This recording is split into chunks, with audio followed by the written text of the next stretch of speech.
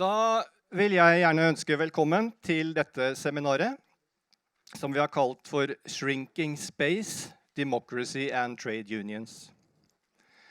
Svensson-stiftelsen arrangerer seminaret som en del av markeringen i forbindelse med årets utdeling av Arthur Svenssons International Prize for faglige rettigheter.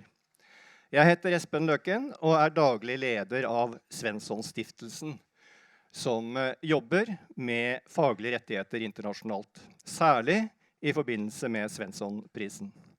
Blant annet så jobber vi med å følge opp prisvinnerne gjennom å ha prosjekter sammen med dem. Jeg skal ikke kaste bort mer tid på introduksjon, bare si at hvis noe veldig alvorlig skulle skje, og vi må evakuere, så er det mange utganger fra dette rommet. Det er dører der, det er dører der, og det er dører rundt bak der.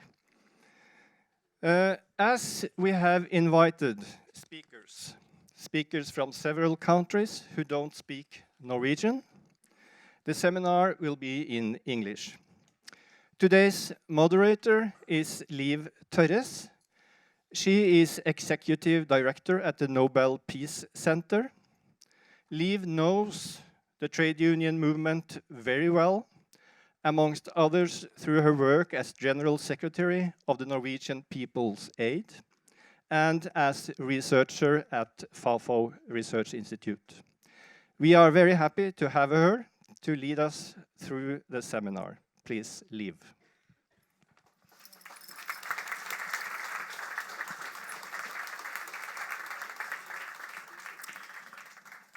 Thank you very much. I would like to add as well that I'm a proud member of the committee of the Arthur Svensson Award, which I've been very, very happy and honored to be part of since it was started, actually. We have called the seminar for Shrinking Space, and I think we have all noticed that rights are eroded and democracy is shrinking. But I think there may be more people than me who is realizing that it's not an either or. I realized the other day that I had spent much of my grown-up life fighting for democracy and working for democracy and studying the growth of democracy. But I haven't really been going deeply into how democracies fall apart. The truth is that they are sometimes cued by military power, but more often they implode, or they're fragmented, or they're eaten up step by step by rights being eroded. And it's a little bit like the snowball effect, I think. If it starts rolling, it's relatively easy to start it in the beginning, but as it goes faster and faster and bigger and more heavy with wet snow, it's getting harder and harder. And I think that's basically where we are now. We have to fight for each and one right, and we have to stop the snowball from rolling. We're going to start this seminar with basically the mapping of where we are, with particular focus on labor rights. We've got Loredana Carta here from the ITUC, the International Trade Union Congress, the global labor movement, in order to present us the highlights from the Global Rights Index, which will be published this June. So we're getting some of the preliminary findings from that report, which is not yet published. So I think I'll just invite you to start, and then afterwards we will get the most excellent panel to debate the issues later, but you go ahead first. Loredana. Thank you.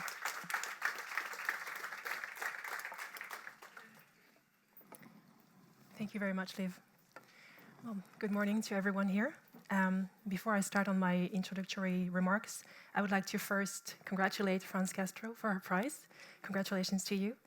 And thank, obviously, Espen Løken for his invitation the Industry Energy Union, and the Svensson Foundation for their kind invitation. I'm thrilled to participate in this panel and to address the highly topical issue of the shrinking of democratic space and the importance of trade unions to fight back this global trend. As you may be aware, the ITUC publishes every year a global rights index that provides an overview of the threats and violations of workers' rights worldwide. More precisely, the index depicts the world's worst countries for workers by rating them based on a scale from 1 to 5, based on governments' and employers' respect for workers' rights. This year will mark the 6th anniversary of the index and will be officially launched, as you mentioned, in June next week at the International Labour Conference in Geneva. But it is still my pleasure to disclose to you today some of the year's trends. And so without further ado, let me outline the major challenges and threats to democracy and workers' rights that we observe today.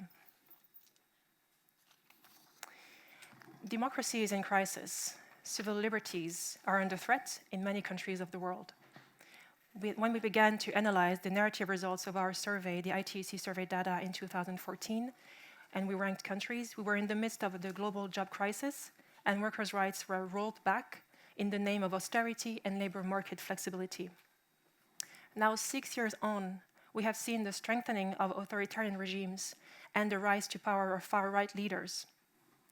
We are witnessing the effects of those changes in our workplaces and our communities in the form of the shrinking of democratic space and increasing restrictions on free speech, freedom of assembly, and the right to strike. The period 2018-2019, which is the period covered by our index, witnessed a rise in massive public demonstrations and strike actions against government policies and employers' abusive practices. These demonstrations were often spearheaded by unions, as was the case in Zimbabwe, where 16,000 nurses went on strike in April 2018 over unpaid wages, or in Turkey, where 10,000 construction workers downed their tools to protest their appalling health and safety conditions at the construction site of the new Istanbul airport. It was also the case in Vietnam, where 50,000 workers in the garment industry took to the streets to protest against a bill that would expand on special economic zones. These demonstrations were usually banned by the authorities and civilly repressed. Too often, police forces and the army were sent to violently suppress strike action. In the period 2018-2019, the period was marked by a significant increase in the degree of violence applied to repress strikes and demonstrations, and the disproportionate use of lethal weapons to curb demonstrations. On many occasions, police and army forces used tear gas, batons, rubber bullets, and even live ammunition against protesting workers, causing death and serious injuries. Early 2019 saw the fall of Zimbabwe into a pattern of violent attacks against workers and trade union members. Protests were organized by ZCTU, the main union there, against a fuel price increase were repressed by state security forces with live ammunition. 12 workers were killed, 70 sustained gunshot wounds, and in total over 320 workers were injured, while accounts of severe beatings and torture by government forces were reported to the Zimbabwe Human Rights Council. Examples of excessive use of force by the police and the army are regrettably numerous this year. Similar scenes were witnessed in Myanmar, Vietnam, Eswatini, and India. In Bangladesh, one garment worker was killed and 50 others were injured after the police fired rubber bullets and tear gas at 5,000 workers protesting in the garment sector in January 2019. The police did not stop there, as they also raided the homes of the workers. They also shot them with rubber bullets and vandalized their houses. Many workers also face arrests and arbitrary detention for their participation in strikes. Criminal charges are often brought against protesting workers based on repressive laws that curb freedom of assembly and demonstration. That was the case last November in Turkey, where 26 trade union members were criminally charged and convicted for their part in a 2016 strike at the Renault factory in Bursa. The workers were found guilty of and I quote, disobeying the law on meetings and demonstrations, and they were sentenced to a 5-month prison sentence. Equally in Iran, 15 employees of HEPCO, a company manufacturing construction equipment, were arrested for taking part in a strike to protest wage arrears. They were later sentenced to between 1 year and 2.5 years prison and to physical punishment, that is 74 lashes for, and again I quote, disrupting public order and instigating workers via the internet to demonstrate and riot. Closer to home, if I may say so, in Spain, the right to strike has been gravely undermined in the last years with the revival of Section 315.3 of the Criminal Code, which is a legislative vestige of the Franco era and which punishes the exercise of the right to strike with a 7-year prison sentence. This provision has been extensively used by the previous and current governments to suppress strikes in Spain. The main unions there, UGT and CCOO, have surmised that so far over 300 workers have been charged under this provision simply for exercising their right to strike. In addition to these criminal charges, employers and governments increasingly use judicial proceedings to hinder the union's capacity to operate and defend workers' rights by filing for exorbitant damage claims for strike actions. This trend is especially visible in Asian countries.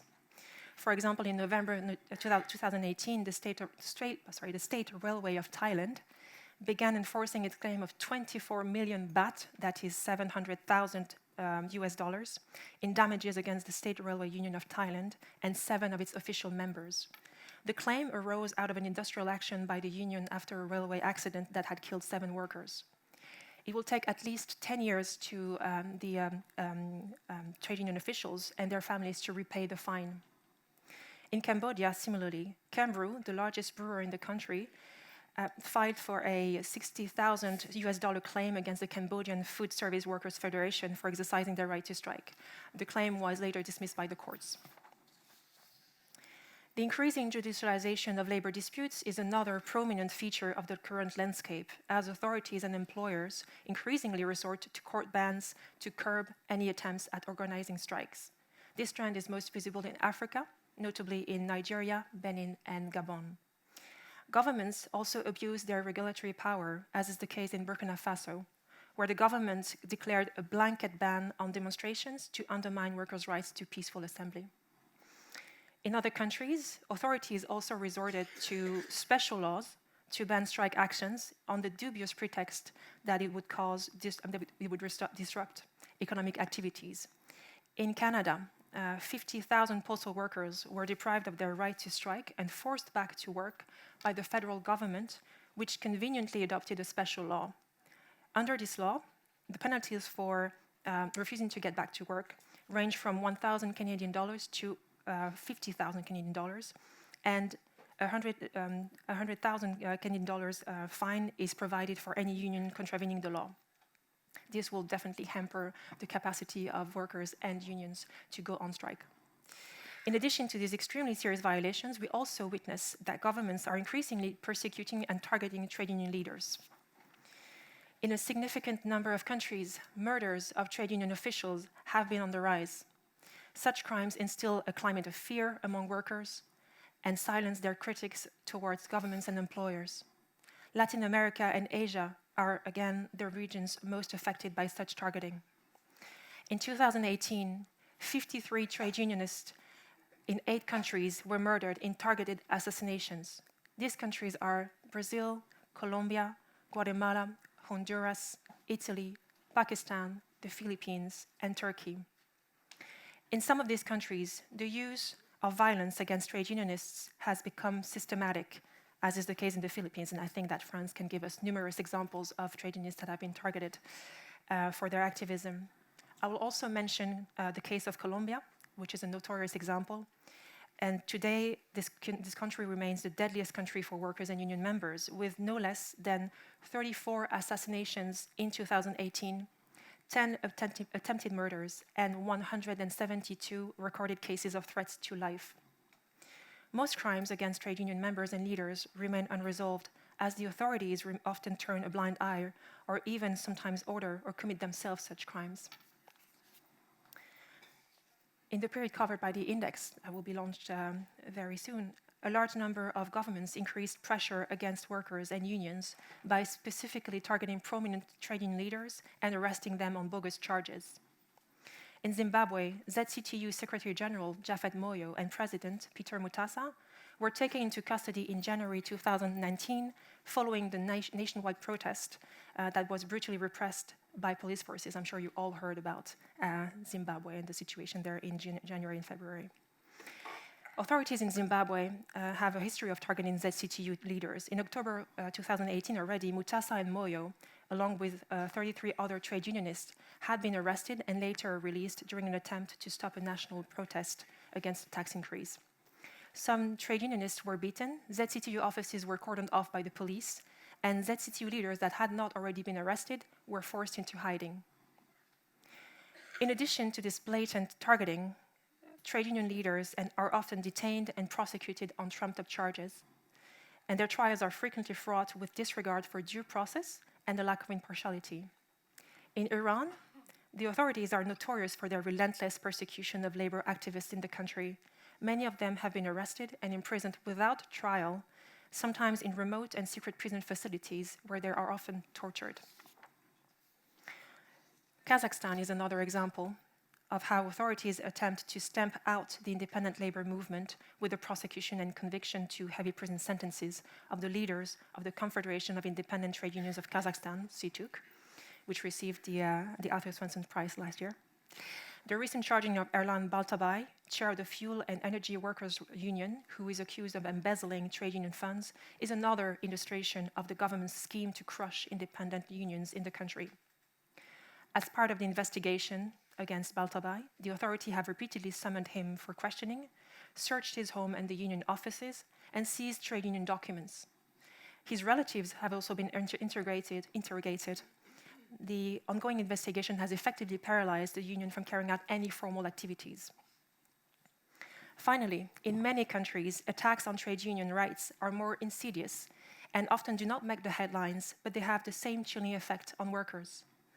Governments try to nip in the bud any attempt at creating an independent labor movement by denying registration or deregistering trade unions. Without official recognition through legal registration, the right to organize is effectively denied to workers, as this is the first step that workers' organization must take in order to be able to function effectively and represent adequately their members.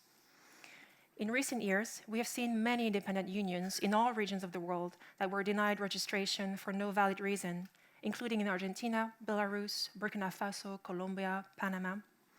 Many are victims of a systematic campaign of persecution by the governments, and their leaders often face prison terms on bogus charges. In Afghanistan, for example, the authorities recently intensified their repression against the National Union of Afghanistan Workers and Employees, nORWAY, by raiding the union's offices several times in April and May 2018, and by instructing the Justice Ministry to cancel the union's registration unless the union handed over its legally acquired property to the government.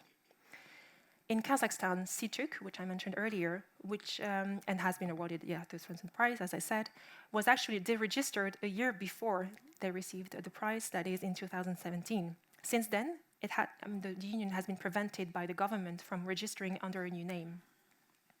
But the most egregious examples of such schemes to crush the independent labor movement are Egypt and Algeria, where the authorities have engaged in the complete dismantling of independent unions through seemingly legal means. In Egypt, all independent unions were dissolved in March 2018 and given 60 days to re-register their organization based on new arbitrary requirements. Out of the 1,000 independent unions in the country, only 122 were able to successfully register their status under the new requirements and within this short time frame. Independent unions in Algeria met a similar fate as in March 2018 also. The Ministry of Labor, who operated outside any legal framework, required all 65 unions to present proof of their representativity for re-registration. According to the list published by the ministry later on in the year, only 17 trade unions met the criteria, and obviously the application filed by Segata and Snatec, two of the unions that are independent in the country and are specifically targeted by the government, were rejected. Bans, violent repression and criminalization of strikes, the targeting of trade union leaders, the deregistration of independent trade unions are some of the major trends that we witnessed this year on a global scale. Democracy is in crisis. This systematic dismantling of the building blocks of freedom and democracy is taking place through sustained attacks on workers' rights to strike, free speech, and demonstration, which put at risk peace and stability. Trade unions are in the front lines in the struggle to claim or reclaim democratic rights and freedoms. The tireless activity of workers and trade unionists in defense of civil liberties is often the last bastion against authoritarian regimes and can help build more democratic and just societies. I would like to highlight some emblematic example of the prominent role of trade unions in societies in the context of democratic transition. Trade unions are agents of change and partners in building new democratic regimes. They are a force for progress, political and social change. Where representative political parties cannot develop for one reason or another, trade unions fill the gap, often operating underground, and they become alternative means for expressing public discontent, bringing about political and institutional change, and later on participating to some various degrees to the building of new democratic regimes. A historical example of democratic change prompted by trade unions' action is South Africa, obviously, where the roots of social dialogue are inextricably intertwined with the struggle for democracy and the fight spearheaded by COSATU against the apartheid regime. In recent years, other countries have experienced social upheaval that triggered the fall of autocratic regimes and the coming of a new dawn for democracy, as was the case in Tunisia during the Jasmine Revolution. Trade unions participated in this protest and also played a role in ensuring that popular demands for democracy were met and political and institutional changes were followed through. The new government and the social partners concluded a social contract in 2013, paving the way for social improvements. And the tripartite partner also committed to establishing a National Council for Social Dialogue to guarantee an efficient and continuous national tripartite social dialogue in the country. Efforts deployed by the Tunisian government and the social partners have been acknowledged by the international community. The ILO Director General hailed the adoption of the social contract as a major and historic initiative on governance. Furthermore, the 2015 Nobel Peace Prize was awarded to the National Dialogue Quartet for its decisive contribution to the building of a pluralistic democracy in Tunisia in the wake of the Jasmine Revolution in 2011. The Tunisian National Dialogue Quartet consisted of two trade unions, UGTT and UTICA, as well as the Tunisian Human Rights League and the Tunisian Order of Lawyers. It was formed in 2013, when Tunisia's efforts to introduce democracy were in danger of failing amid assassinations and social unrest.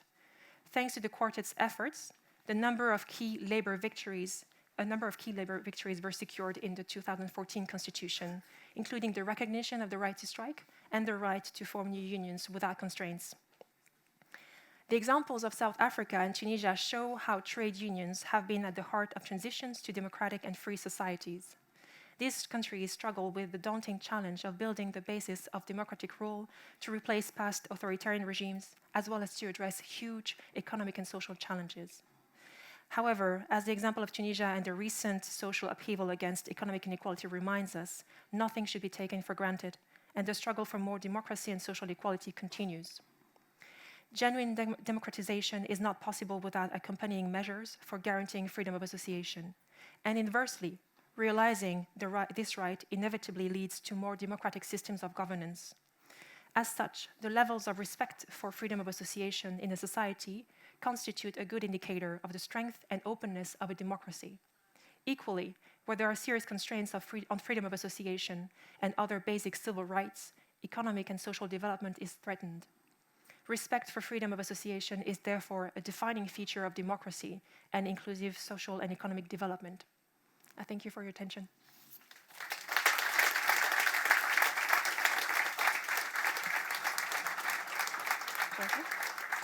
I think we're going to invite the panel up. Oh, already. But before we do that, I'm tempted to ask you a couple of questions. Sure. Because there are only bad news. Yes, that was my aim today. And you follow the Global Rights Index over time. Is there nothing that goes in the right direction? Actually, yes, there are. We have a few good news in the index. We highlight some progressive laws that have been adopted by different countries. Unfortunately, I'm saying unfortunately, it's good news for the New Zealand workers, but in the last 2 years, the example that we used was from New Zealand, because they've been progressively repealing all the laws that had been adopted by the previous government, and they have reinstated workers in their rights. Same in Ireland. This is one of the examples that we used in the new index, because I didn't mention this, obviously, but the problem of workers' right to freedom of association is way bigger than that. A majority of workers have not access to this right because they're not considered workers, for example. And Ireland has taken a step to bridge the gap. In that sense, they have banned zero-hour contract. So yeah, we are trying also to bring out some positive examples, but let's be honest, there are few these days. And there's more of the negative developments. Yeah. Just one last question before we're going to dig deeper into this just now, but the membership of ITUC overall, and what direction is that going? Okay, so the membership of ITUC, so International Trade Confederation, we gather 331 organizations around the world in 163 countries. That's approximately, I think, over 240 million workers. And your question was, what's the direction? Well, we're looking for... Is it more or less stable membership? In those terms. Yes, I think that between Congress 2014 and Congress 2018, which we just had a Congress in December, yes, membership remained kind of stable, and we are going in the same direction when it comes to our struggles and claims. So I guess what I'm getting at is that it's still the biggest social force for change in the world. This is what we think, yes. Yes, we're convinced of that. Thank you. Thank you very much. I'd like to ask you to take the seat over there. And you're going to be part of the discussions later, but I'd first like to invite up Eric Lee, LabourStart leader, and Svensson Award 2016. We're going to invite up Franz Castro as well from ACT Philippines, and we are very proud that you are the Arthur Svensson Award winner 2019, which you will receive later today. And of course, the president of LO, Christian Gabrielsen. I'd like to invite you all three up.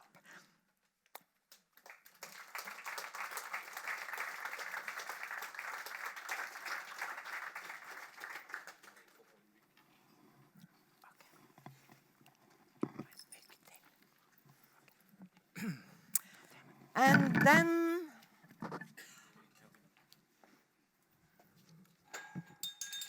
we have actually given them some questions to respond to in advance. It's always very interesting to see how much you stick to those questions and how free you feel to sort of broaden it up. But what we do know is that you all have different perspectives. You come into this debate and to this, the questions we are posing with very, very different background, at least slightly different background, and therefore also different perspectives. I'd like to ask you to start, Eric. 5-10 minutes, give your view of what labor rights you think are most important, which ones are most under threat. The stage is yours. Okay. Thank you very much. I completely ignored your questions, by the way. Well, but then I'm sure you interpret it into something more interesting. I look forward to that. No. Yeah. First of all, I want to thank the Svensson Foundation for the invitation to speak here today, and also for your decision in 2016 to award the prize to LabourStart. And I think many of you were probably in the audience back then, so you've heard me. This will be the exact same speech. That recognition was enormously important for us, and as it will be for the other recipients, including this year's winner, Franz, and I congratulate her on this occasion. I think it was on one of my visits to Scandinavia that I met a trade unionist who was active in Amnesty International, and he was wearing a T-shirt with the slogan, is the speaker working? Yeah. with the slogan, "Workers' rights are human rights." And at the time, I was thinking, well, that's obvious, not to everyone. Now, perhaps the most famous example that proves that connection between workers' rights and human rights, in addition to the South African example, was the struggle of Polish workers, initially the dock workers, in the early and mid-1970s. Eventually, that struggle resulted in the birth of Solidarność, the first successful independent trade union in a Stalinist country. And the rise of Solidarność is what led to the collapse of the one-party state and the establishment of democracy in Poland and elsewhere in the former Soviet bloc. That fight is not yet over, as we can see from the fact that LabourStart this week, actually today, has launched a campaign at the request of the Polish Dock Workers Union to support one of their members who was sacked for his trade union activity. That worker was employed by and was sacked by a giant multinational corporation, which is also the target of another ongoing LabourStart campaign in Pakistan. Same company. In Pakistan, where 8 workers have also been sacked for their union activity. So those workers in Poland may have won the right to join a free and independent trade union, and they are no longer the victims of state interference, as they were during the Stalinist period, but now they face the challenge of transnational corporations that are no better at respecting workers' rights than the totalitarian regime which they got rid of a generation ago. We in the labor movement need to say consistently and clearly that workers' rights are fundamental human rights, and that workers have the right to join and form trade unions independent of the state and their employers, and to engage in collective action, including strikes. And that is true in Poland, whether it's a Stalinist state or a capitalist one, and it's true in Pakistan, and even here in Norway. We live in a time when not only workers' rights, but democracy itself is under assault around the world. That attack on democracy is always an attack on workers. It doesn't matter if the leaders claim to be populists who care about ordinary people or not. And how widespread is this anti-democratic phenomenon? I can just rattle off some of the names: Putin, Trump, Erdogan, Orban, Bolsonaro, Duterte, Netanyahu. Human rights and workers' rights are under attack in all the countries those men lead. And unions are often in the front lines of the fight for democracy in those countries. So what do we need to do to defend the rights of working people at such a dangerous moment? First of all, to paraphrase a former Nobel Prize for Literature laureate, and I won't name him, you'll have to guess. We need to acknowledge that there are no internal affairs left in our crowded planet. Here in Norway, where trade union rights are generally respected, you need to react. I'm telling you what to do. Am I allowed to do that? Okay. All right, Norwegians, listen. You need to react to the sacking of dock workers in Poland and Pakistan as if those workers were members of your own dock worker union. You need to mobilize the members of your unions and the general public every time workers' rights are violated, no matter where this happens in the world. International trade union solidarity has never been more needed than today in this globalized world of ours. But in addition to taking the lead in defending democracy, unions need to renew their political vision. There was a time when people who felt left out or alienated or on the margins, who were treated unjustly or just wanted a better and fairer world, would support social democratic parties. That is not the case today. But it must become the case tomorrow if democracy is to survive. Let me illustrate this with an example from the United States, where I was born. If the choice is between the representatives of the neoliberal global elite, such as Hillary Clinton, or a populist demagogue like Donald Trump, then democracy is finished. But if a social democratic alternative exists, such as Senator Bernie Sanders, then there is hope. We are seeing signs of hope and you asked about that earlier, we are seeing signs of hope today in the electoral victories of some social democratic parties in different parts of Europe, in Spain, in Finland, and even in your neighbor Sweden. In conclusion then, what we need to be doing is putting our unions in the forefront of the fight to defend workers' rights and democracy more broadly, and at the same time, to renew our social democratic movement worldwide. And in those struggles, for democracy, for workers' rights, for a fairer, more just and sustainable society, there are no borders. Thank you.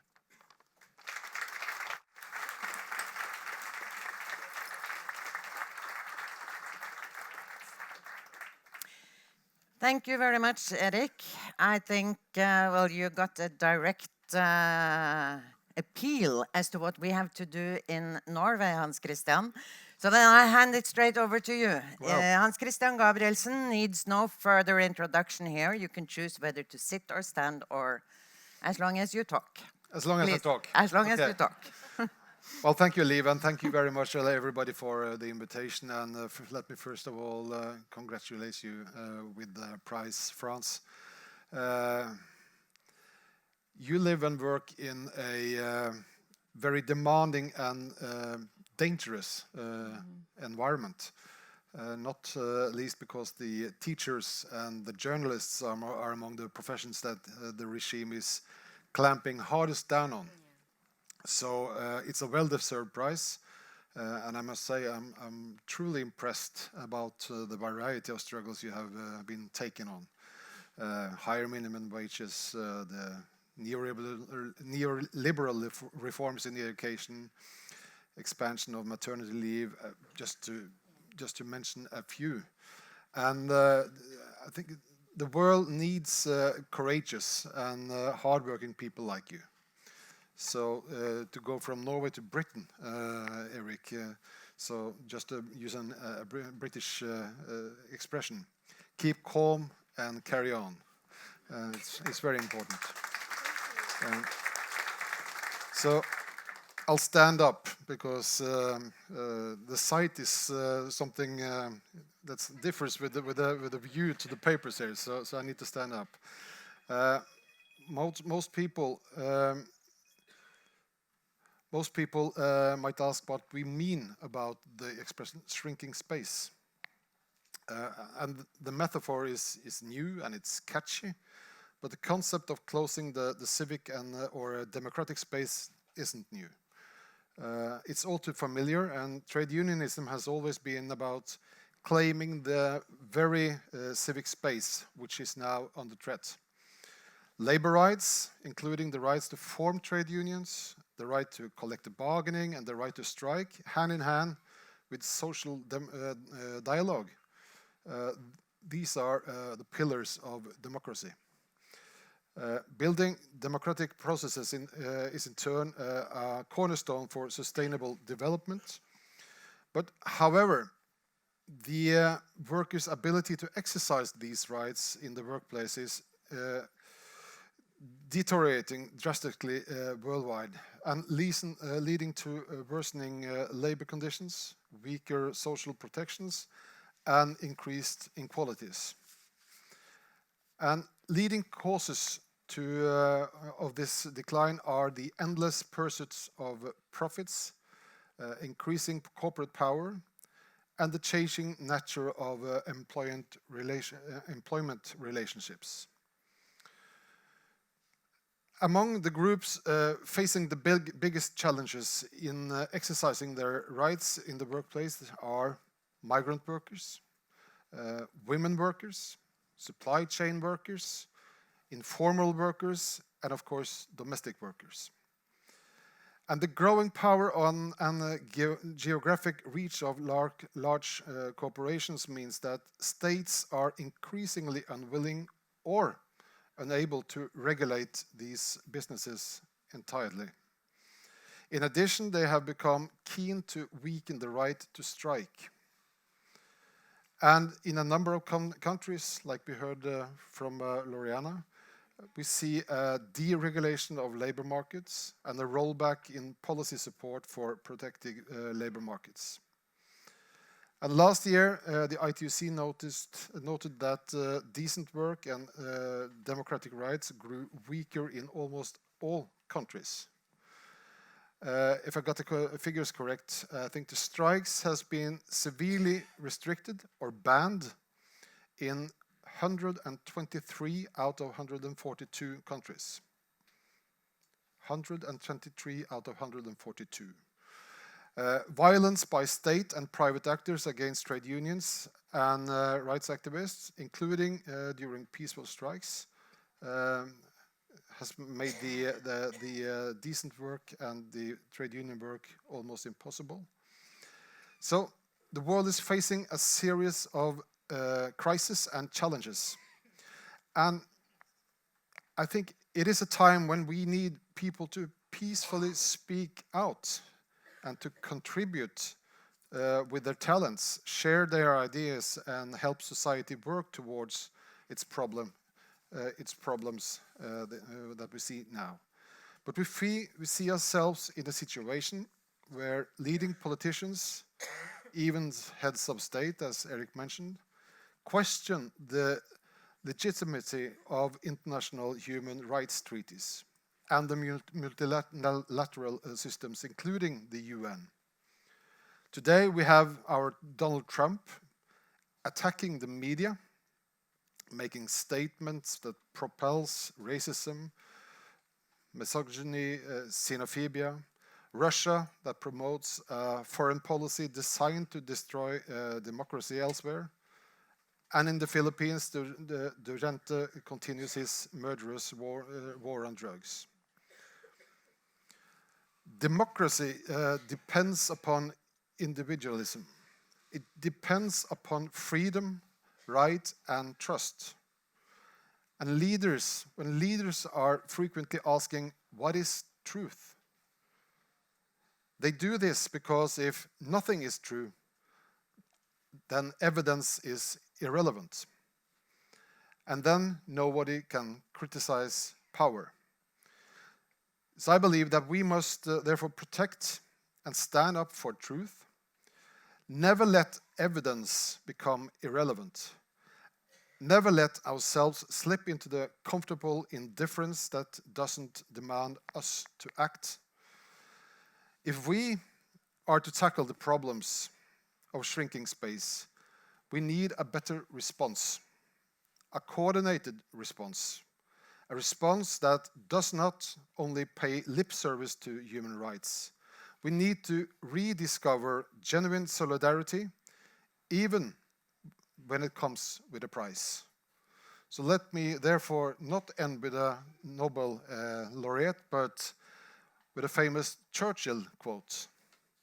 He said, "Courage is the first of human qualities because it's the quality that guarantees all the others." Thank you very much.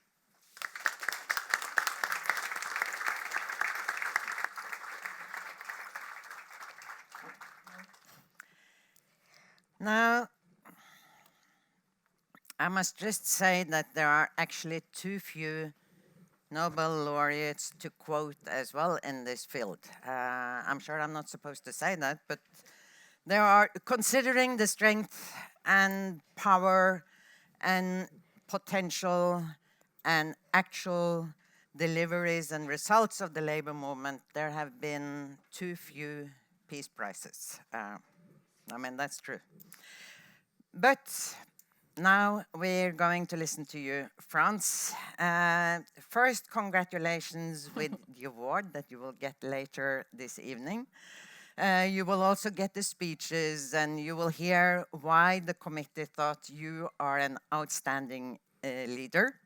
But I'd just like to say a few words before you take the stage, because I think to us and to me, to have this award is important. I think we need to have role models in the world. We have got too many bad leaders. We need to show the good leaders, both as role models And in order to show that it's actually possible to achieve things and that it takes, and the human examples illustrate that, achieving results takes courage, it takes stubbornness, and it takes a hell of a lot of effort. And you are the best illustration of that.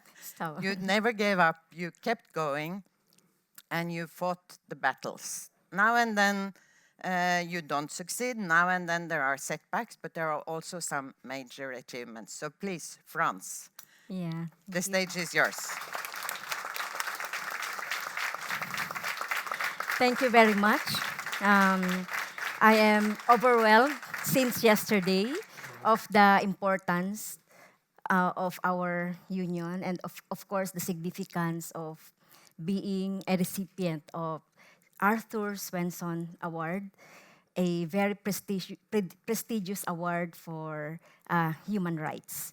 So I will speak based from my experience as a union leader in the Philippines. The ACT, the Alliance of Concerned Teachers, is a movement of teachers, non-teaching personnel from primary to state colleges and universities and colleges. And it was only in 2010 when we decided that we formed the unions in public schools. Okay, so I also would like to mention, of course, the significant assistance and support of the Education International. David Edward is here, our Secretary General is here. So I was used in Congress to, if you are going to explain your vote, you have 3 minutes. Then after that, they will put off the microphone and the sounds. So I think Liv is very strict. So we will be going to answer the question, what labor rights are most important to democracy and rights that are under pressure on your perspective based on the experience, and what to do to defend the space. So, okay. So as a former president of the public school teachers, which is under public sector, I think the most important labor rights which is inclined to democracy is the right to bargain. So in the public sector, we call it the collective negotiation agreement because it is just a negotiation agreement because this refers to the contract negotiated between accredited union and the employer, which is the Department of Education, in our case, in the public school system. And negotiating union and these conditions of employment and its improvements are not fixed by law. So that means the salary under the collective negotiation agreement is non-negotiated because the salaries in the Philippine government sector is fixed by law.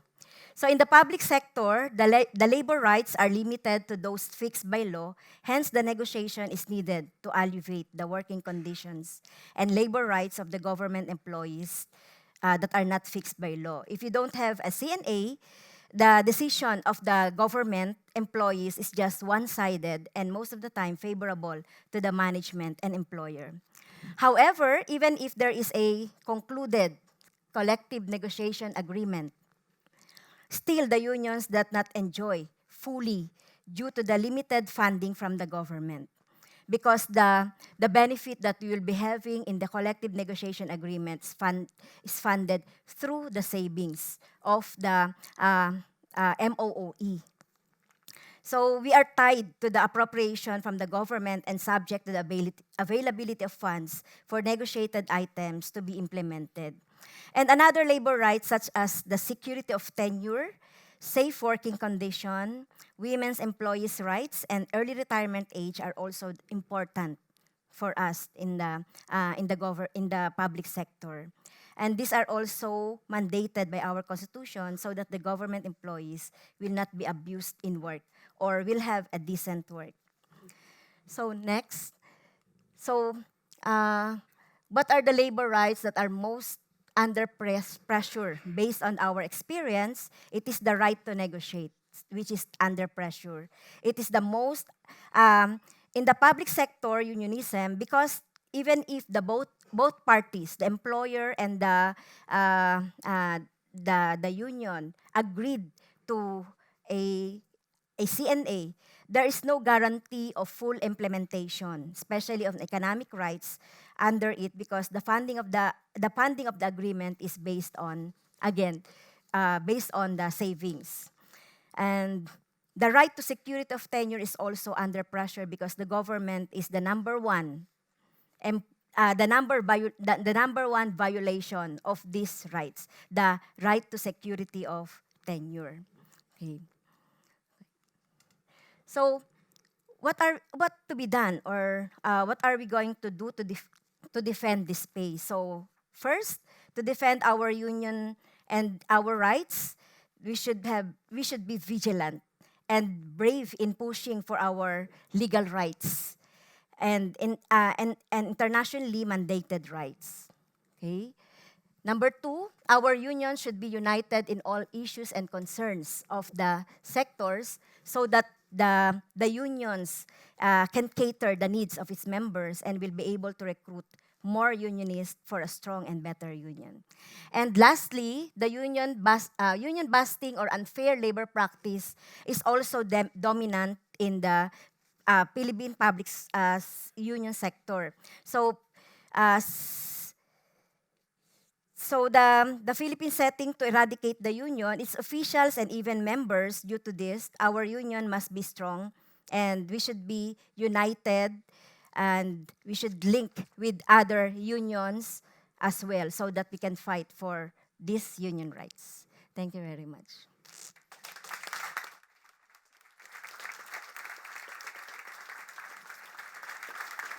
Maybe we should sit over there.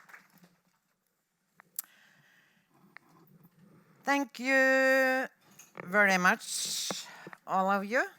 I'd like to open up for questions as well later. So if you have any issues that you want to have answered, just prepare yourself for that. But first, maybe to have a round with the panel. And again, I've given them some possible questions, but I'm going to deviate from that. Because I think maybe the one obvious question that we need to address as a labor movement is, do we need to concentrate more? Do we need to focus on less rights and less issues? And there are two reasons why I'm saying that. It's one, I followed the experience of COSATU in South Africa closely many years back, where they determined at some stage that they had gone too broad and they needed to go back to basics. That's what they called it as well. And back to basics meant to them the core labor rights. Some things were more important than other things, and we need to start there. That was how they built up the Back to Basics campaign. So it's partly because of that experience and seeing what strength was built from that, and partly because I've always wondered whether, and this sounds very politically incorrect in this forum, but let me just say it straight. I've always wondered whether the Decent Work campaign was bringing us forward or actually made us stand still or go backwards.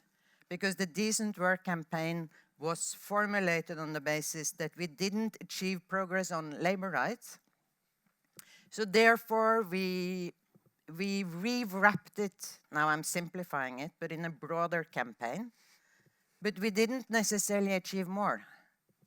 So the question, I think, is, have we gone too broad? Is that part of the challenge now will be to decide on a few things that are more important in building a global social movement? Are some rights more important than others?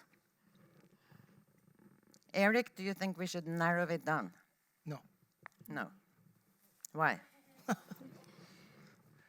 Well, because unions get stronger by building alliances and by finding partners. Partners who will defend us when we need it. So I'll give even a concrete example. There was a film made a couple of years ago, if we're going to be on a British theme now, called Pride.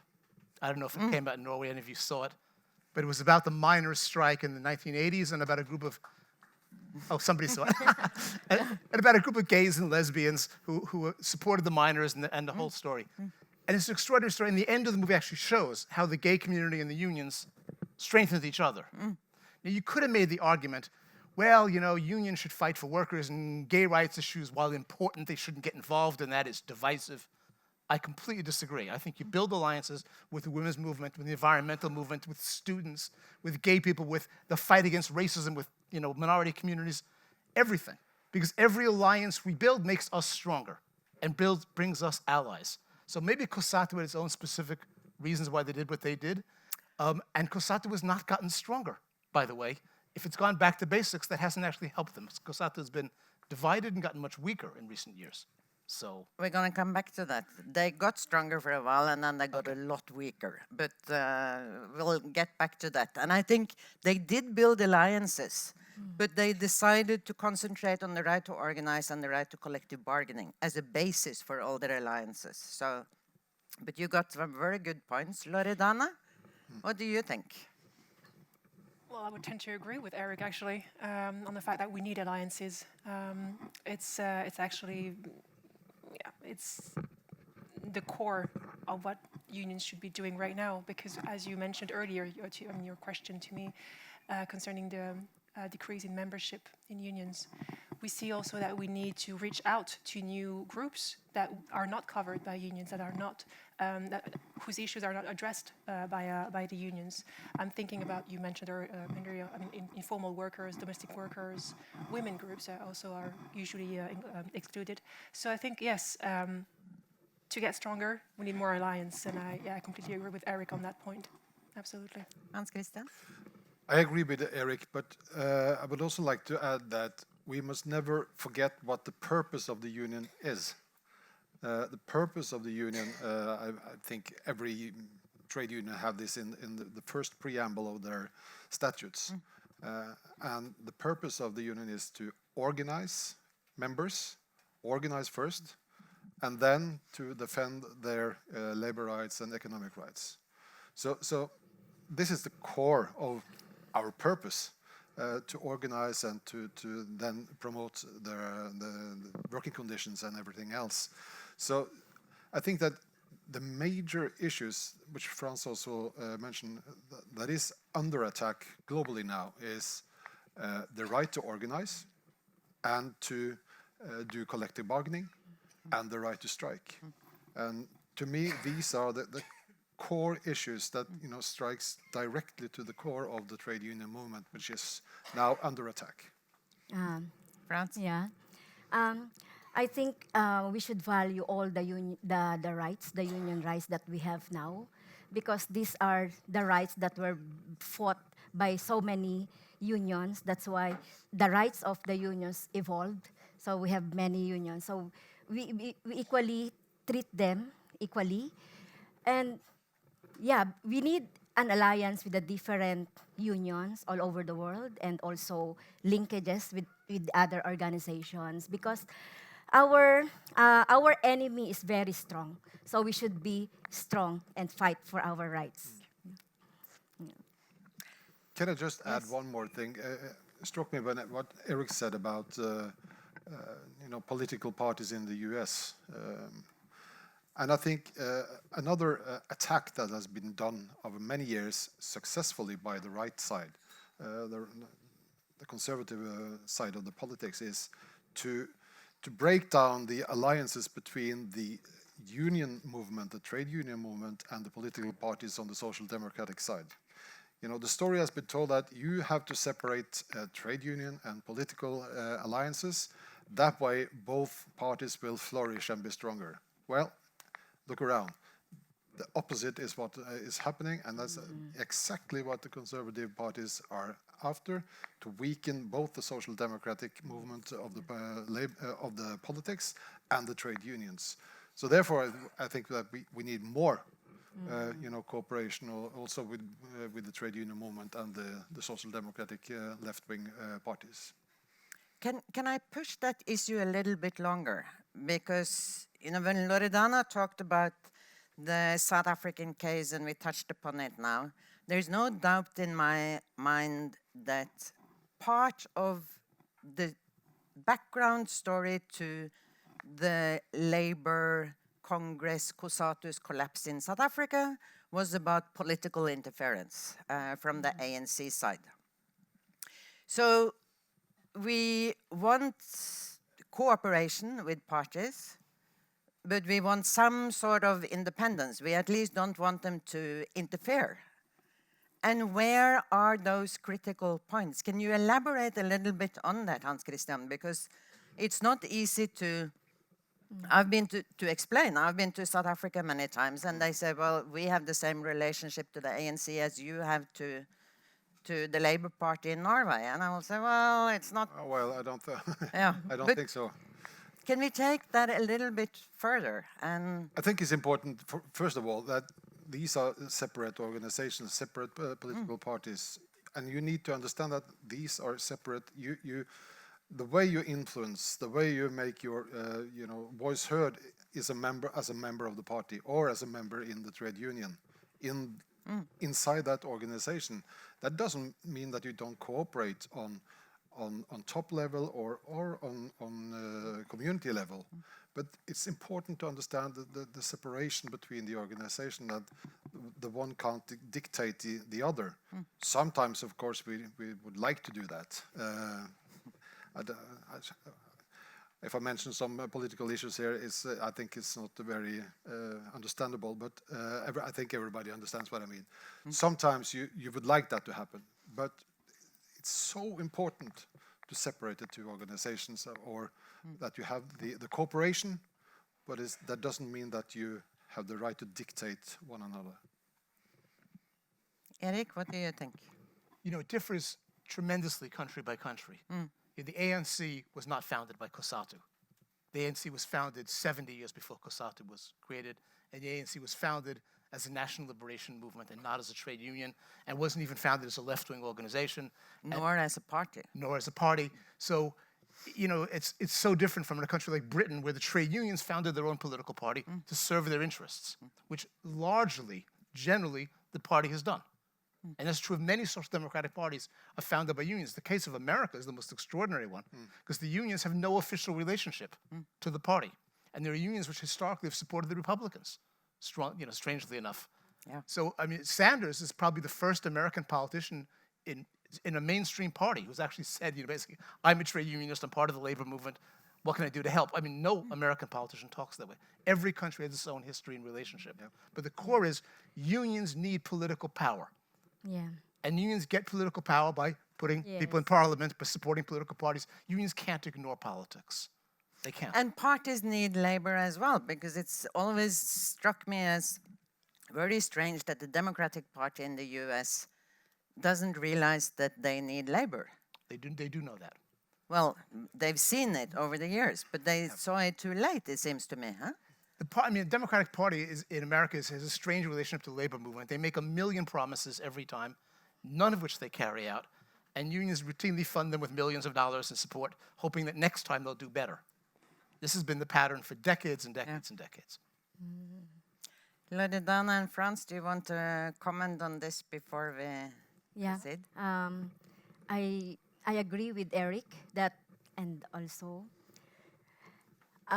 that the union should have a political power, but it should be independent from the government.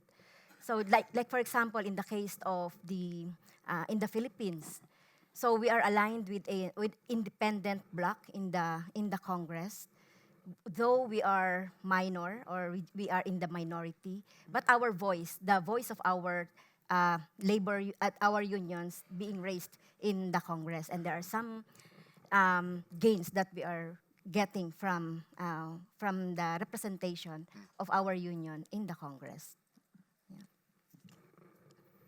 I think the experience of France is an illustration enough. One last question from my side before we open up.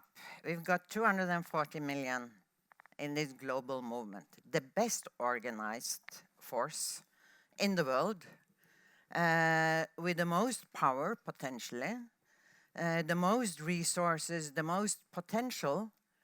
How can we use that better? Is that possible? I mean, how do we go from here? Because this snowball is going to roll faster and faster. So we need to mobilize more power.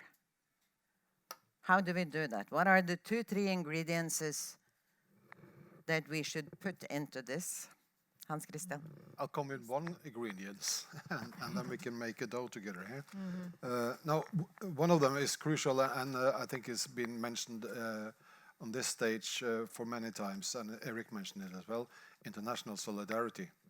When there is a strike among a fellow union in another country, to be there, to acknowledge, to support, to have each other's back. I think that's something that's key for showing this international solidarity is something more than just words. More solidarity. You don't disagree with that, Eric. So, what? Should I be controversial to liven things up a little bit? Yes, please. Yeah, Go why not? ahead. I think that's going to make us all better. It's more like We agreeing need- with you. We should like attack each other, Look, one of the problems is everyone in this room, I hope, agrees that international solidarity is very important. I hope. And everyone in this room agrees that when workers are sacked for joining a trade union, we should mobilize and do stuff for them. But I know from having checked this morning, and Espen knows this very well, that if we send a message to 2,500 Norwegian trade unionists, an email that every one of them gets, these are verified email addresses, telling them there's been this terrible thing in Poland, union busting, it'll take you 10 seconds to send a message, it'll help. We will be lucky to get 5% of the people on the list to respond. We'll be lucky to get 100, 150 out of 2,500. So if I look at the room now, I know that probably 80 to 90% of you have not supported a LabourStart campaign at all, or ITUC campaigns or anything else. We know this from experience. So one of the problems we have is you say we have this incredibly powerful movement of 240 million people with this international confederation, but we don't. We don't. What we have is a confederation of federations of unions. And so at the very bottom level, the actual unions themselves, like your union of teachers, they have real power. The national centers often have much less power. And the Confederation of National Centers has a small staff and a small budget, and its capacity to influence things is much smaller than you'd think. And sometimes it's wrong to say we have 240 million members because it makes it sound like really, because you're not doing that much. I mean, that's part of the problem. The problem is we seem to be more powerful than we are. We're not. Huge potential. Huge, but we have to be honest about our strengths and honest about our weaknesses. And we're really, if we were as strong as that, the employers would be terrified of us. But we're not that strong. Yet. So your one thing is actually we have to wake up and we have to realize that unless we do something very soon, now, it's going to be too late. First, we start by telling the truth. We tell the truth about our size, about our power, but what we're capable of doing. First of all, we don't lie and exaggerate. We're not Donald Trump. We're not. We have to be different from that and better. But we mobilize. We mobilize. They mobilize. Loredana, France? Okay, I agree with Christian about the solidarity because, for example, in our case, that the right to organize is being threatened, and our right to form unions is already threatened. So, for example, in our union, for example, where we experience profiling, so it is the government that instigate the profiling, the security forces that instigate the profiling. So that right of privacy is also, we do not experience now the right of privacy. But, so when we have a solidarity, when we have unions helping us, so we become stronger, and we are very much we know that the unions are helping us in our struggle so that we can pursue our union works and our human rights and union rights. Well, yeah, sorry to go back to consensus, but yeah, I completely agree with the fact that we need more solidarity, but at the same time, I think we also need to make our voice heard, in the sense that we need to be in the right forums.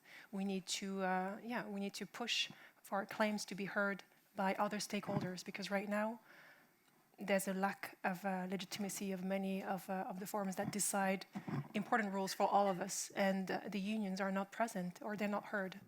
So this is also something that I think one of the second ingredient I think I would mention here. But, yeah.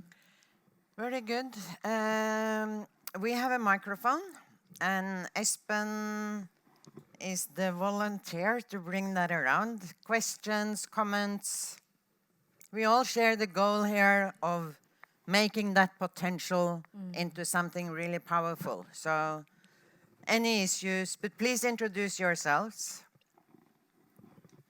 My name is Kjetil Grønvold, and I, for many years, more than 30 years actually, have been involved in solidarity work with the Philippines, and for the last 7 years, solidarity work with the social movements in Greece.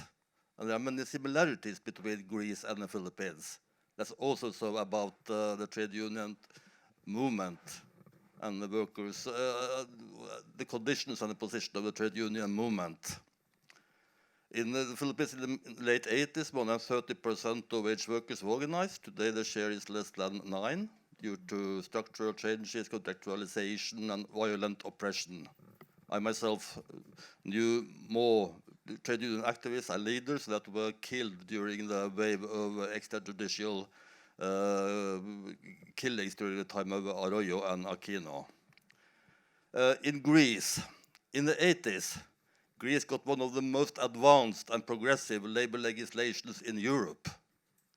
That was partly due to the takeover by PASOK, the old Social Democratic Party, in 1981, and partly due to the rise of worker struggle. The average of strikers, not striking days, but strikers for more years in the 80s, was more than 1.2 million. It was finalized in 1989. Today, Greece has got one of the most backward labor legislations in Europe.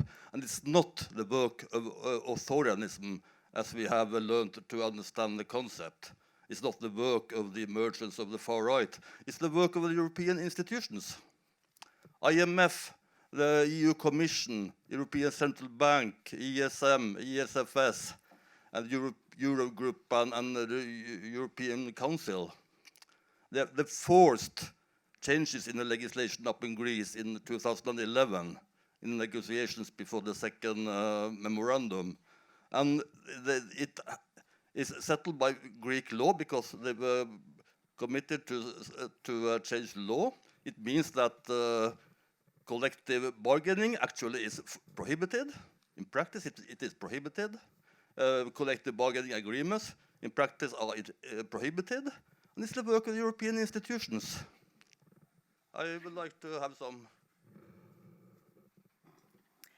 There may actually be more questions about Europe, which we will take 2, 3 at a time, and then add up here for the panel. You don't need to ask questions about any specific issue. I'm not trying to group you like that. I'm just trying to... Hi, my name's Jan Godfrey. I think we can all agree that unions are a strong force for democracy and social change, and it's important that unions are strong, and to be strong we need members. So, simple question, how do unions grow?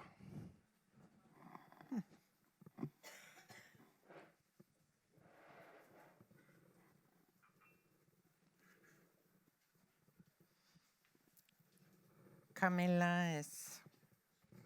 Okay, thank you. Thank you all for your interventions and a good discussion, and Liv for good questions. I want to go a little bit back to what Liv talked about. This is Camilla Yeah, Haveland, by the Camilla way. Haveland. Sorry, I used Camilla. to work in LO as Africa advisor. I'm now a researcher on Nigerian unions and energy workers in Norway as well.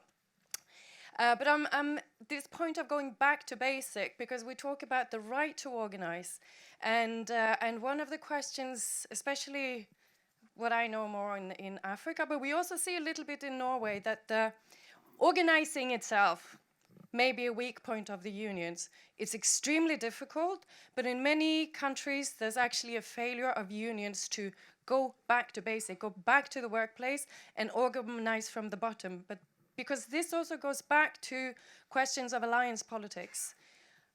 For the unions to be effective, they need to be democratic internally, based in the grassroots among workers, and be strong and have power in alliances, being political parties in relations to companies in social dialogue, etc. And I want to ask a little bit more about what you see in the world on that kind of basic, the organizing. Do the unions do their job? And by organizing, I'm thinking not only going back and recruiting members, but educating members to be effective democracy activists. Yeah. Very good. I think we will take around the table. Some may be more tempted to respond to Greece EU questions than others, but there are two also broader issues here to address: how to grow and how to take the organization issue forward. I start with you again, Eric, and we go that way. This isn't fair. It means I get to set the tone. You don't want to do that. You can start. Next time we'll start with Loredana. So, Yeah, start with her next time. But all right, this time we start with you. fine. I can't comment on Greece and the Philippines, but we might have an expert in the Philippines here. On the question of organizing, yes, of course, some unions do a terrible job, and I've encountered that personally, unions that don't know or care. But generally, surveys in a lot of countries show that people would join unions if they could, or have a favorable view of unions, particularly in the United States. This has been true for many years. And if you ask, well, why don't people join unions in the United States? In many cases, they're simply not allowed. Or if they try to join unions, they suffer very badly. And this has gotten much, much worse under Trump. There was a Supreme Court decision recently that made it incredibly difficult for unions to be it basically broke the back of the public service unions, public sector unions. The other way you break the back of the public sector unions is you take workers out of the public sector and you give them private employers. So there are all these wonderful strategies, including precarious work and 0 hours contracts, that break the back of unions. So, and the laws, in the US, when I was growing up, there were a handful of states that had what were called right-to-work laws, which the union movement called right-to-work-for-less laws. That's what they were, what they are. And those states were states like Alabama and Mississippi, where black people couldn't vote and abortion was illegal. Those kind of reactionary states. Now I think it's almost the majority, or half the states in the U.S. now have right-to-work laws, and new ones every year. So it's become incredibly difficult in the most powerful capitalist economy in the world. Of all places, it's very hard legally to organize a union. And of course, in countries like the other great powerhouse of the capitalist world is China, where independent trade unions are completely banned. Try to form an independent union. You look at the front page of LabourStart today. We have a campaign about workers in China who tried to form an independent union and who were imprisoned. Workers have been killed for that. China is a massive economy with millions and millions of workers who have no right to be in unions. So unions can be working very hard and doing exactly what we want them to do, and still will encounter these terrible obstacles, which is why the political aspect is so important. Laws have to change. Political parties have to intervene. The public has to be mobilized around this. You can't just say to unions, go out there and organize, when they can't in so many cases. Yeah. In the Philippines, in our union, we have the acronym AOM. We are using this basic acronym of arouse, organized, and mobilized. So when you arouse, it means you educate.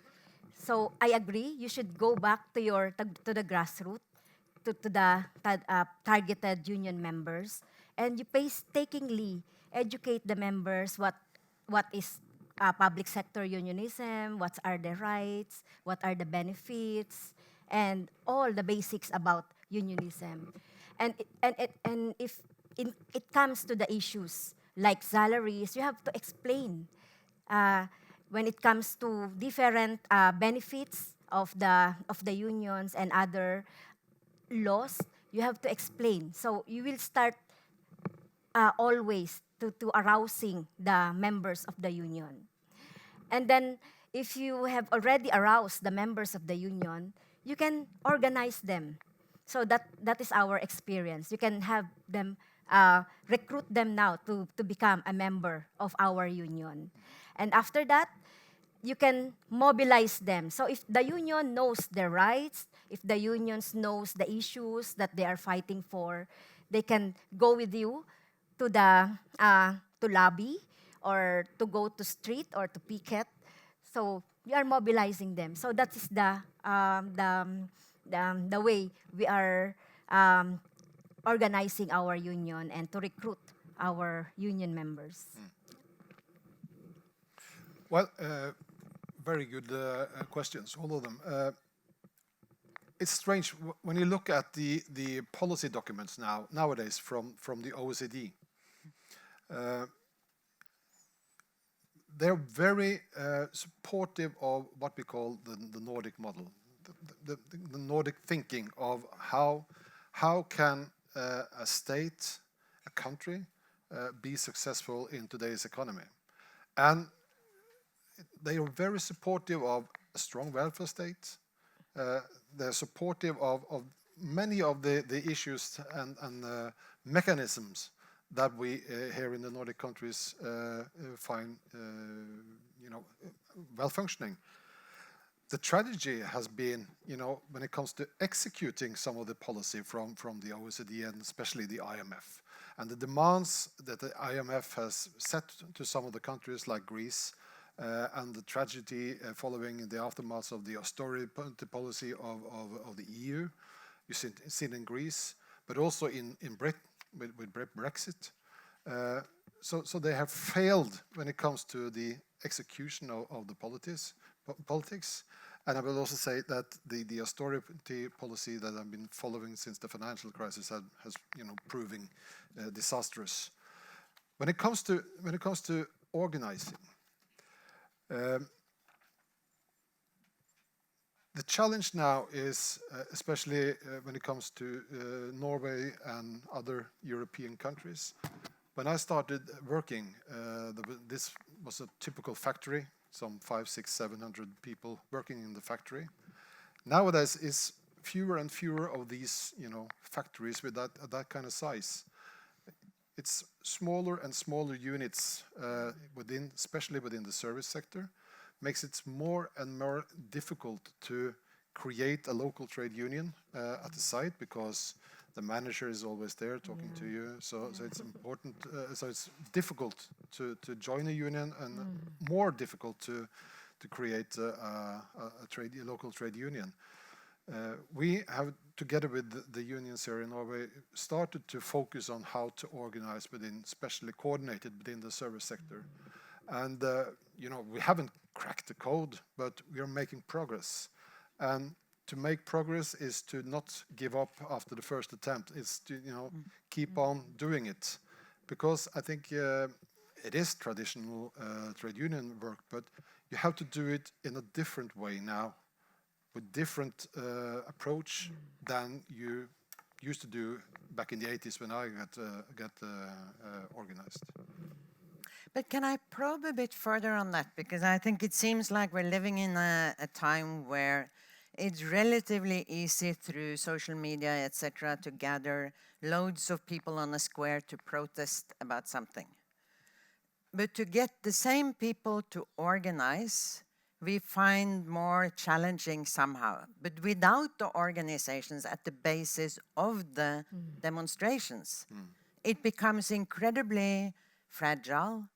unpredictable, and sometimes turn into even anarchy. We need a new campaign to explain youth, people, why that is actually at the end of the day the barrier to the snow rolling that we are now experiencing. It's, you know, sometimes when we now, this fragmentation of democracy or threats to democracy, it's sometimes explained as illiberal attacks on liberal democracy. But a lot of the demonstrations are because they don't like the kind of model that democracy is sometimes marketed as. Elections every 5 years, and the rest of the time you should, you know, stay at home. Here in the Nordic countries, we're used to another kind of democracy, one where people are organized and where there's consultation with the partners. But we need to sell that again, also to people, to youth. How do we do that? How do we do that? There is no lack of involvement and engagement. You see that how young people, how old people, without, you know, all through the different classes are engaged when it comes to an issue. It can be abortion, when we had last year and this March. It can be asylum questions. It can be, you know, different questions. Some of them strikes a string and resonate a note within the society, and you know, you see this huge engagement. And the trick is to, you know, to route the engagement not only to, you know, Facebook groups, but to make the trade unions, you know, the instrument for, you know, involvement and the instrument for influence. So that, you know, we're back to square one, but where we started when it comes to how do we influence, how do we provide, you know, to be this this instrument of influence for the members, and make young people see that, well, use your engagement here. That way you can influence your work, but also international solidarity. So I think it's there's no easy answer to your question, Liv, but I believe that the trade union movement is the instrument for, you know, real engagement and to act on that. Totally agree. I told my daughters that they could choose whatever religion and up to a certain point whatever party, but they had no choice when it came to organizing. That worked very well, actually. Loredana? Just turning back to your comments on Greece, I'm sure you're more an expert than I am on the topic, but I just wanted to concur in saying, indeed, that it's not about the politics there, it's about the austerity measures that were implemented in the country and how it had completely destroyed the industrial relation system in Greece. Yes, we've seen that also in other European countries.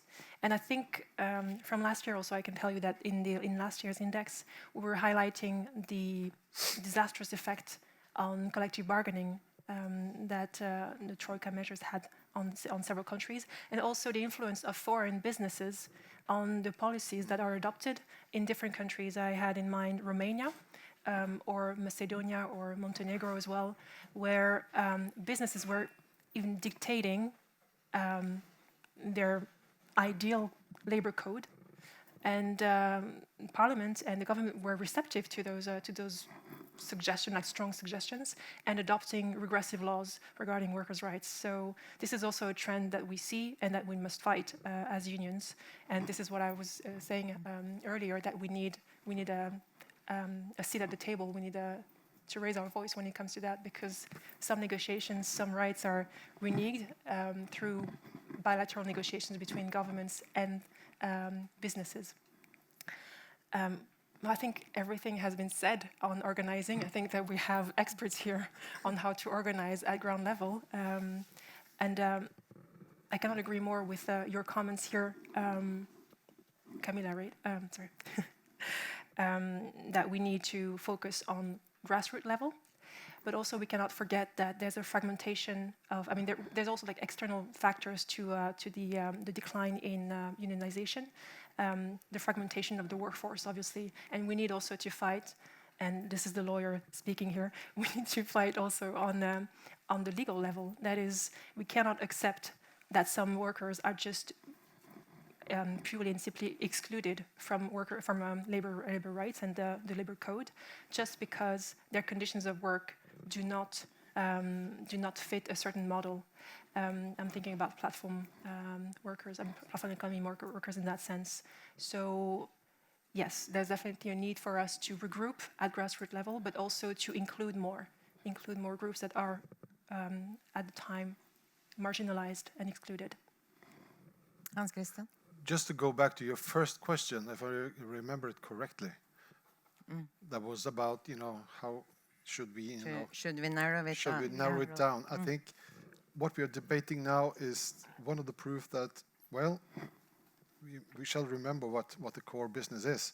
But if we are to make the trade union movement the arena and the vehicle or the tool of engagement, and you see all the different kinds of engagement young people have, older people have, I think the question of narrowing it down will, make it more difficult to recruit or to organize more people. So yes, we need to focus on the core business, but never be so, one-track mind that we don't, can be a platform for real engagement on different levels.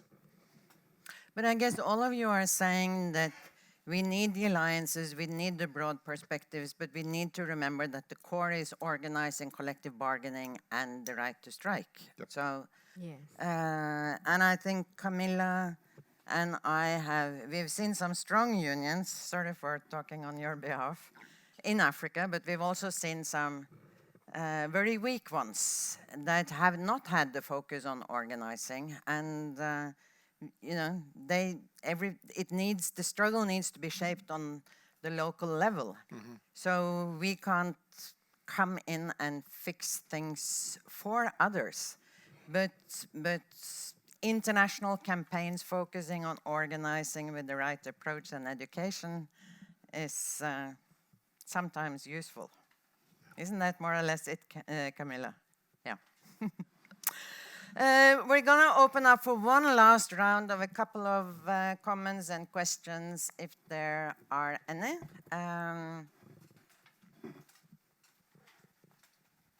Arthur Svensson Committee member Atle Høie, please go ahead. Thank you very much, and thanks for good interventions. As we speak, 3,000 workers in the Volkswagen plant in Chattanooga are going to vote. They have 2 days now to vote on whether or not they will join the United Auto Workers. This has been a 10-year struggle. In the South states of the USA, about 2% of all workers are organized. And this is what at least some of us still hopes is a democracy. And we know from the discussion earlier today that a lot of countries are actually not even close to democracies or going in the wrong direction. Volkswagen is an automotive manufacturer which is very well organized. This is the only plant in the world that is not organized in the US. And the government of the state of Tennessee, the senators from Tennessee, have been fighting this organizing campaign ever since it started 10 years ago. So this is what they're up against. And I want to come back to what Eric started talking about. What do we really mean when we say that international solidarity is important? Because it's very easy to sit in a panel or to sit in a meeting like this and say, yes, international solidarity is important, but as Eric says, when it comes to the point, we don't really take the 5 minutes. 1 minute. And that 10 seconds. So, I mean, how do we mobilize? I represent Industrial Global Union. I never say that we have 50 million members, but our affiliates represent 50 million members. So we don't have the power of 50 million members, but if we manage to create politics that engages our 640 unions and 50 million members, then we have power. But the power is with our affiliates.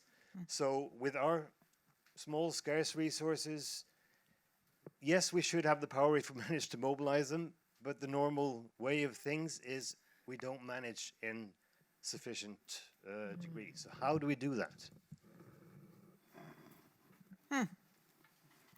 I'm going to give them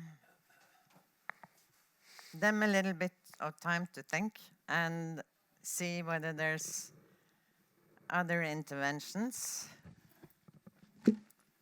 My name is Vivian Price. I'm from the California Faculty Association in the United States, and also a green researcher working with Camila and others here in Oslo.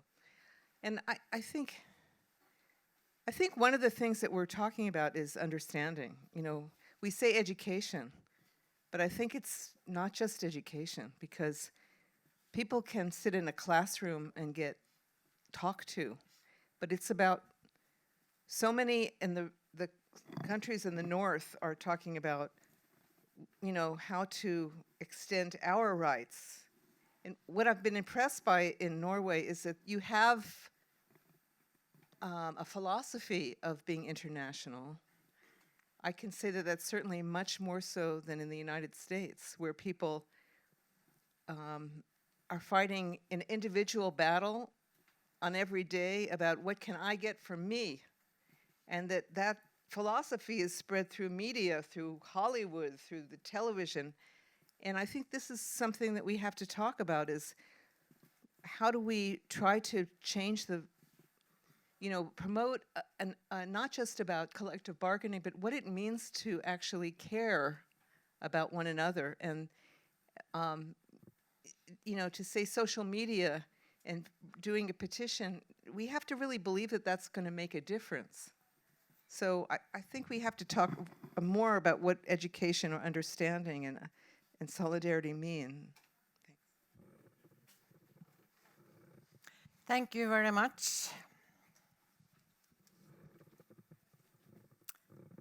Then I think I'm gonna leave it to the panel. We start with you, Loredana. Oh, really? Well, it's a tough question, though, because as you mentioned, and I think you're quite right about this, well, ITUC is just, and you mentioned it as well, ITUC is just an addition of confederations and other federations and unions at the ground level. So how do we mobilize?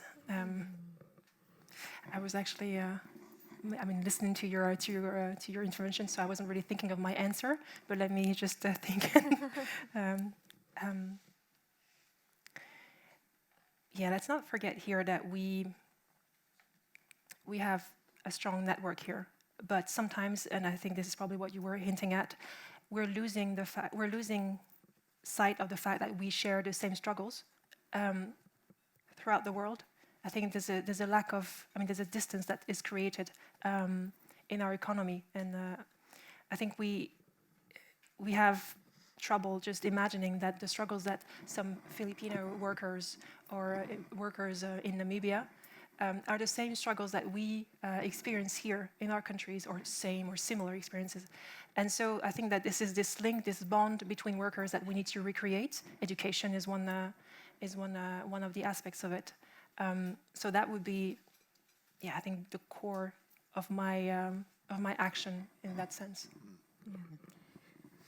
Hans Christian? It's very I really hope that the Volkswagen workers in Chattanooga finally get the collective bargaining agreement after 10 years. But yeah, and you know how persistent the companies can be in refusing having a collective bargaining agreement in place. And I think it's about three things. For the first, you need of course to have the members, so you can raise the claim for having a ballot and having the trade union representing you. And I think it's also about awareness, not awareness about for the people working in the factory, but when it comes to Volkswagen, or as a case that we had in Fellesforbundet many years ago when it comes to Kongsberg Automotive. There was a similar case in Ohio, I think, trying to have a trade union and a collective bargaining agreement in place. It's about raising the awareness and also having the political alliances. That was a Norwegian company, partly owned by the Norwegian government. So it was more easy to have access and more easy to raise the awareness that, well, you can't expect us to support a company partly owned by us, the citizens, operating with double standards. One standard for Norway and another standard for another country. That being the case, that struggle wasn't successful either. They just moved and shut down the factory.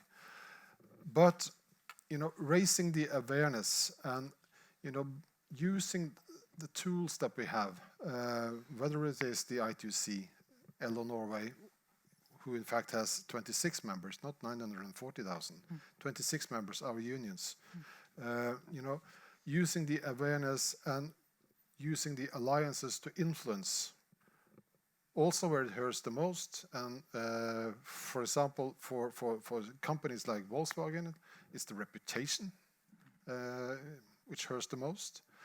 It hurts the most when it comes to, for the states or the different places. It hurts when it comes to investments or not investments. As you see in Great Britain now, investments are being pulled out because of the uncertainty around the Brexit. So it's not one tool. You need to address a whole set of approaches, and possibly also together with other alliances to influence in the public opinion, to create the image or the result that you would like to be put out there.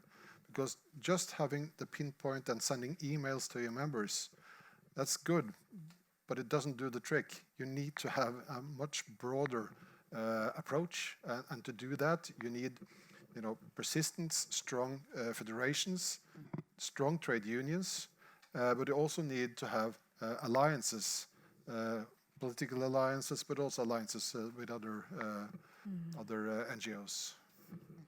So, very tough question. How do we mobilize? And that is also a very difficult thing to do among our members. So, right, Christian, there is no one formula on how to mobilize the members. There are a variety of formula. Just like, for example, the teachers, for example, are very engaged in the social media.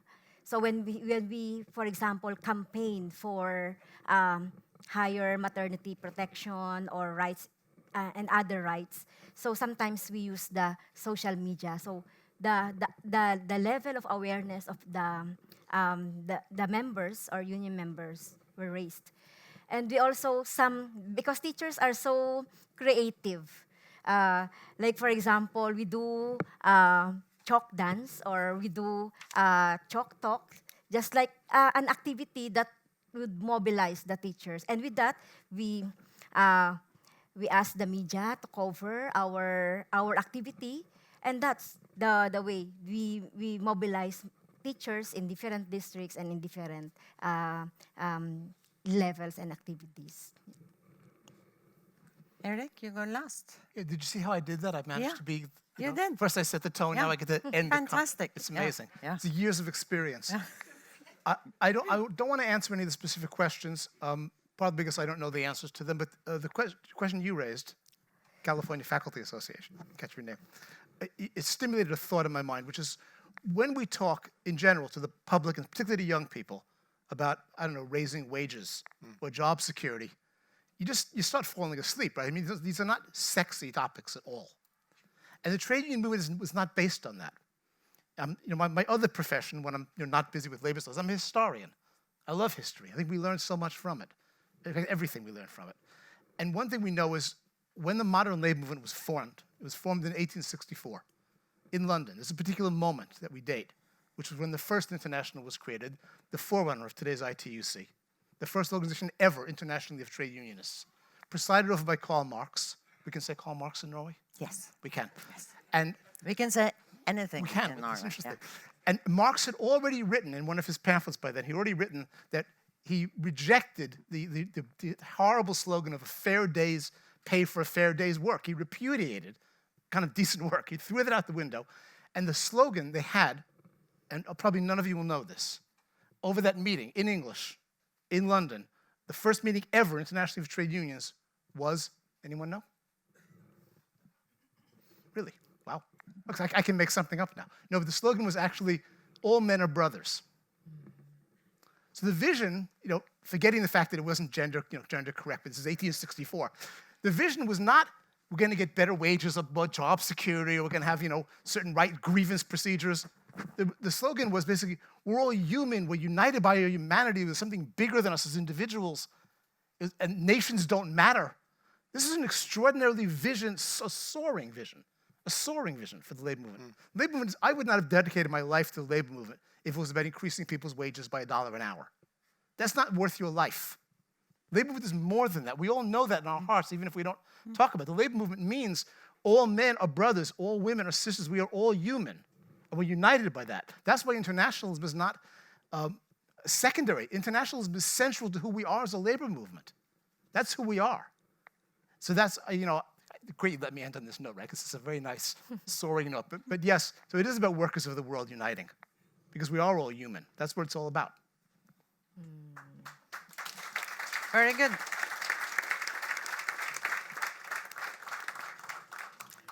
And that made me skip my last comment. Oh, no. So, Go ahead. I have a final question that requires only a one-sentence answer. And while I ask you that question and you answer, Espen is going to get ready because I think he has some handovers to do and some words as well, or just handovers? Okay. So the question comes here. And it's particularly for the three of you, Erik, Hans Christian, and Loredana. What impact and importance do you think the Arthur Svensson Award has? And after that, I'll ask you, Frans, what it means to you. Yeah. Erik, you can actually start, because now last time we went that round, now it's yours. Okay. One sentence answer. We appreciated very much the recognition of the work we had done, and we also very much appreciated the financial donation. For a small organization, it meant everything. Okay. Can you lift it a little bit, sort of, Hans Christian? I can. I think the prize is important when it comes to honoring and to protect the people that shows, tremendous courage when it comes to lift and to advocate the rights of trade unions and the workers' rights around the world. High enough for you? Very good. Yeah, perfect. Really along the same lines here. I would say I think this is the official acknowledgement of a life dedicated to defending workers' rights. Yeah. That's it. Even better. Yeah. Frans, you So, get the final word here. For me, the award, the Arthur Svensson Award, is very significant because it make known to the world what the trade union rights are all about. So it is about human rights, and human rights form the humanity.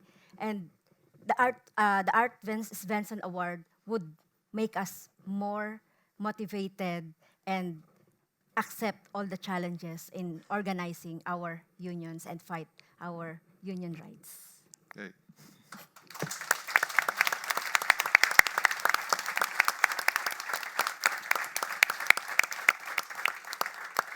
So I hand it over to the boss. Boss. On behalf of the Svensson Foundation and Industry Energy, I want to thank all the 5 of you for contributing to making this seminar the greatest ever. I have a small symbolic gift. I know some of you have traveled far and have a long travel home. So this is very lightweight in the suitcase. It's a symbolic gift showing that when you receive these cards, you have contributed to the union has donated an amount of money to the Norwegian People's Aid, which is a solidarity organization that the trade unions in Norway established and own. And the Norwegian People's Aid does a lot of good work in cooperation with trade unions and NGOs around the world. So, thank you.